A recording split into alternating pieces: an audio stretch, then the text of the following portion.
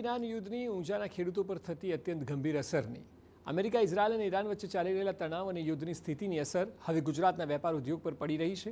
એશિયાના સૌથી મોટા મસાલા બજાર ગણાતા ઊંઝા માર્કેટયાર્ડમાં જીરું અને વરિયાળીની નિકાસમાં મોટો અવરોધ ઊભો થયો છે.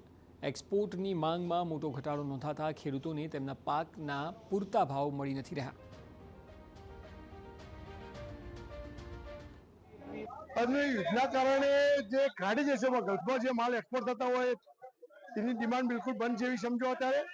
કારણ કે એક્સપોર્ટ ના થાય તો 25-30% જે માલ એક્સપોર્ટ થતો હોય તેની બજાર પર ચોક્કસ અસર પડે અને એમાં ભાવ પણ એટલા થોડા ડાઉન થયા છે. જો એ ગ્રાહકી આવે તો ખેડૂતને પૂરતા ભાવ મળી રહે, પડે તો ડિમાન્ડ નીકળે તો ખેડૂતને પણ સારા ભાવ મળવાની સંભાવના રહે.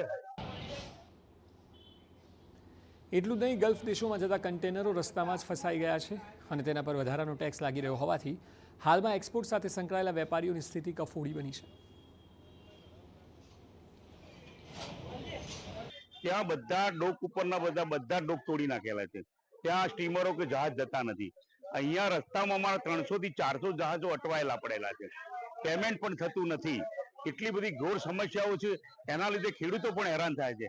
ભાવો પણ જે ગઈ સાલ હતા એનાથી લગભગ 200 થી 300 રૂપિયા નીચા ચાલે છે.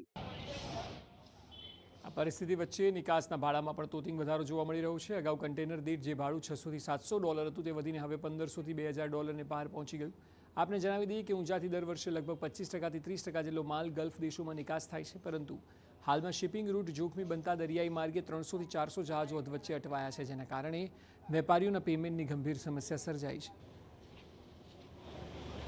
$1000 હતા, અહીંયા 3000, 5000 એવા થઈ ગયા અને પાછું વોટ સરચાર્જ લગાવે છે. એટલે એ પણ $1000-2000 એ પણ એક્સ્ટ્રા લગાવે છે. એટલે વેપારીને ખૂબ નુકસાન પડે છે. ઘણું એટલે ઘણું ગલ્ફ કન્ટ્રીમાં જે કંઈ એમાં નુકસાન આવે છે, આમાં જે રશિયા છે, ચાઇના છે, એ સાઈડ ભાડા એટલા નથી વધ્યા, એ રેગ્યુલર જાય છે. પણ જ્યાં ગલ્ફમાં જાય એ બહુ તકલીફ છે.